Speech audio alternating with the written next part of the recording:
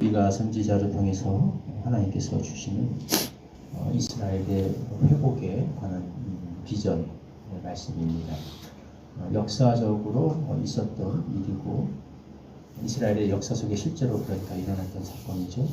동시에 또 앞으로 장차 종말론적으로 교회에 또 있게 될 궁극의 회복이다라고 우리가 이렇게 말할 수 있겠습니다.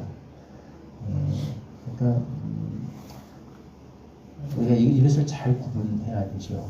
지금까지 우리가 어제 말씀에서 나눴습니다만은 하나님께서 미가 선지자를 통해서 이스라엘을 책망하시고 지적하시는 내용이 이스라엘의 그 영적 부패, 특히 지도자들, 거짓 선지자들의 타락 문제였습니다. 그리고 거기에 미혹되는 백성들의 어리석은 문제였습니다.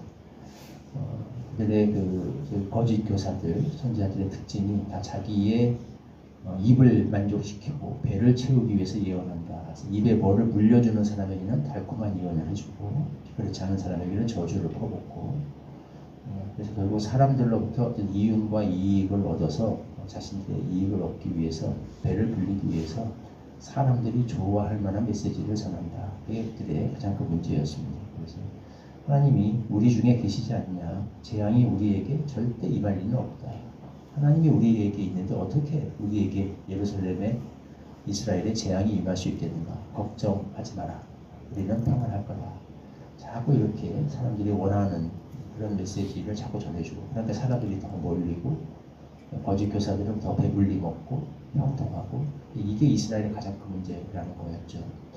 그래서 거기에 대해서 미가는 그렇게 얘기했습니다. 나는 오직 여호와의 성령으로 말미암아 능력과 정의와 용기로 충만해서 야곱의 허물과 이스라엘의 죄를 그들에게 보일 것이다.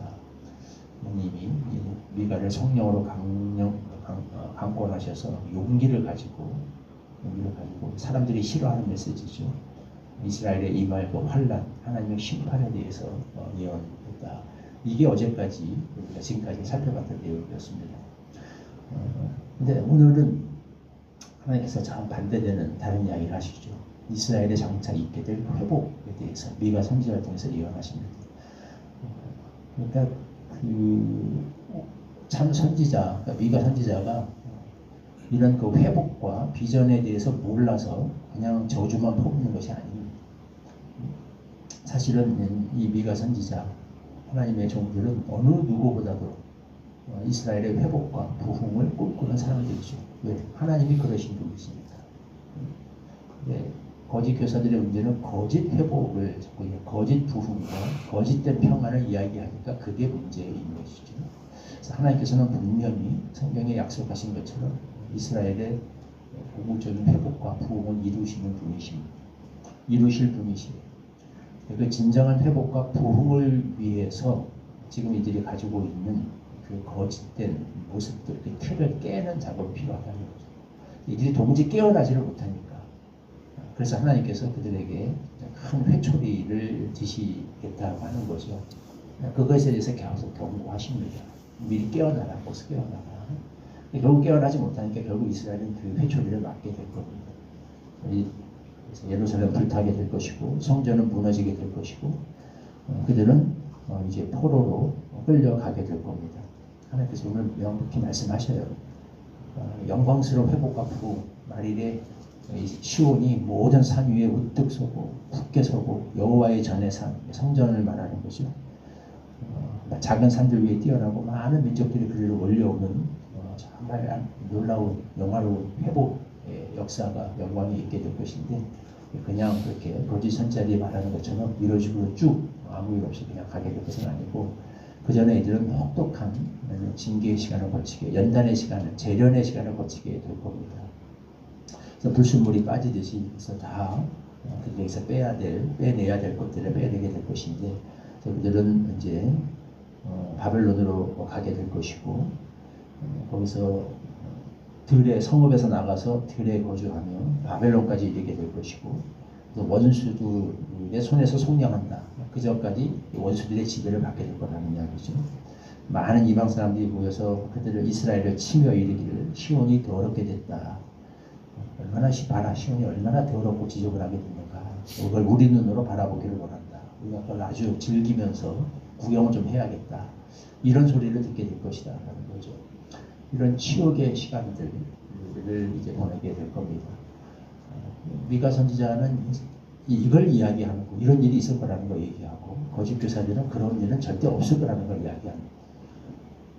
미가 선지자는 이스라엘에게 악담을 퍼붓는 것이 아니라 이게 하나님의 계획이기 때문에 이 과정을 통해서 이스라엘에서 지금 빠져나가야 될 불순물들이 다 재련을 통해서 금광석, 은광석 이런 원석에서 불순물들이 빠져나가고 순수한 어떤 정금과 보석이 얻어지듯이 이런 과정이 필요하다는 거죠. 이걸 통해서 모든 여기서 거짓되고 죄악된 요소들이 빠져나가고 나면, 그러면 하나님께서 그들 가운데 이루실 넓고 아름다운 영화로운 미래가 그때 비로소 찾아오게 될 거라는 거죠.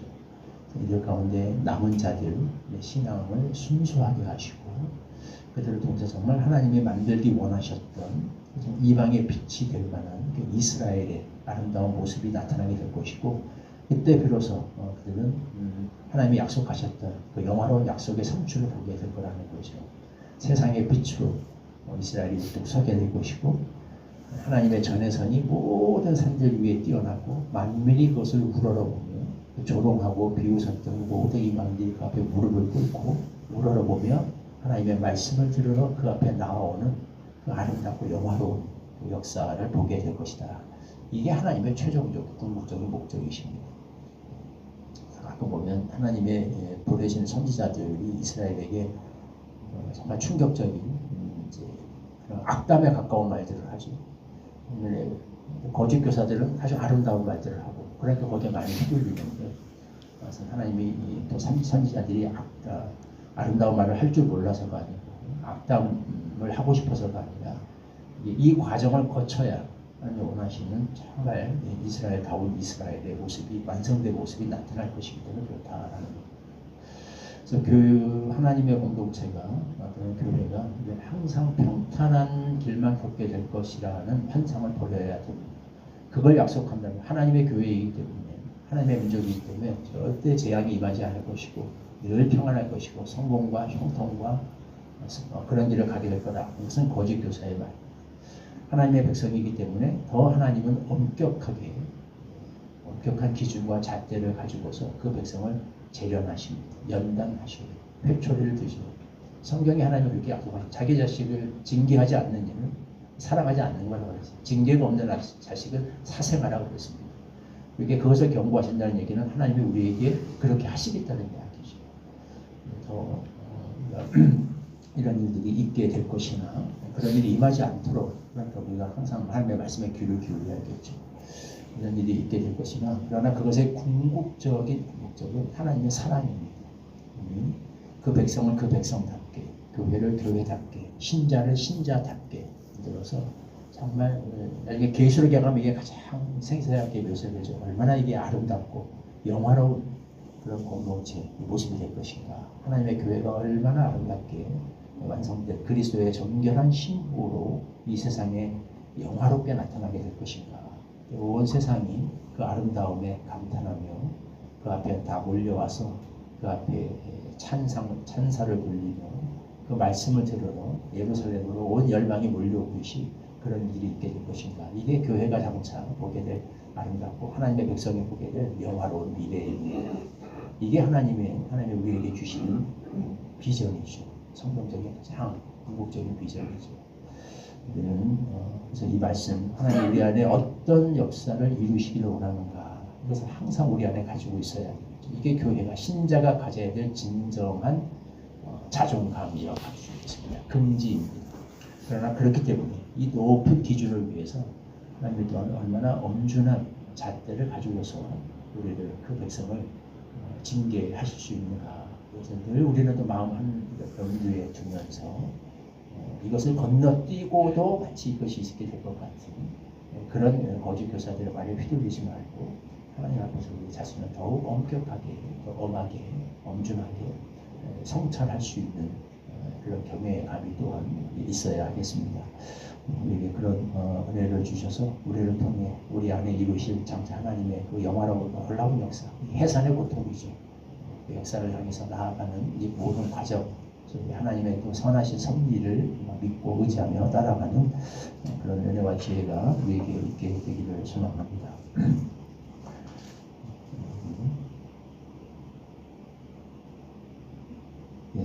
말씀이 다 있는데 11절부터 13절까지 같이 한 목소리로 석 절만 읽어보겠습니다. 시작. 이제 많은 이방 사람들이 모여서 너를 치며 이르기를 시온이 더럽게 되며 그것을 우리 눈으로 바라보기를 원하노라 하거니와 그들이 여호와의 뜻을 알지 못하며 그의 계획을 깨닫지 못한 것이라. 여호와께서 곡식단을 타작마당에 모음같이 그들을 모으셨나니 딸 시온이여 일어나서 질지어다. 내가 내 뿔을 무쇠같게 하며 내 굽을 덧붙게 하리니 내가 여러 백성을 쳐서 깨뜨릴 것이라. 내가 그들의 탈취물을 구별하여 여호와께 드리며 그들의 재물을 온 땅에 주께 돌리리라. 하나님께서 이스라엘에게 이루실 놀라운 회복의 역사를 인하여 감사합니다. 그 역사가 우리 교회에게 장차 일어나서 우리가 정말 이 세상에 모든 열방이 우러러보며 그 말씀을 들으러 나올 수 있는 영화롭고 아름다운 모습으로 나타나게 될 것을 믿고 감사드립니다.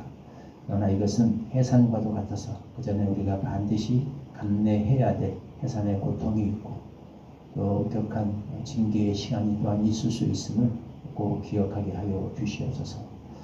거짓 평안을 약속하는 거짓 교사들의 말에 휘둘리지 않는 분별력이 있게 하여 주시옵시고, 세상이 비록 현재적으로 우리에게 그 어떤 악담과 저주를 조롱을 퍼부을지라도 그런 하나님께서 근본적으로 얼마나 교회를 아름답게 부르셨고 반드시 그 아름다운 모습으로 만들어 가실 것인가, 이것을 꼭 마음에 품고 그 안에서 영적 긍지와 명예의식을 가지고 꿋꿋이 묵묵히 이 길을 걸어갈 수 있는 믿음의 뚝심이 또한 우리에게 있게 하여 주시옵소서. 예수님의 이름으로 기도하옵나이다. 아멘.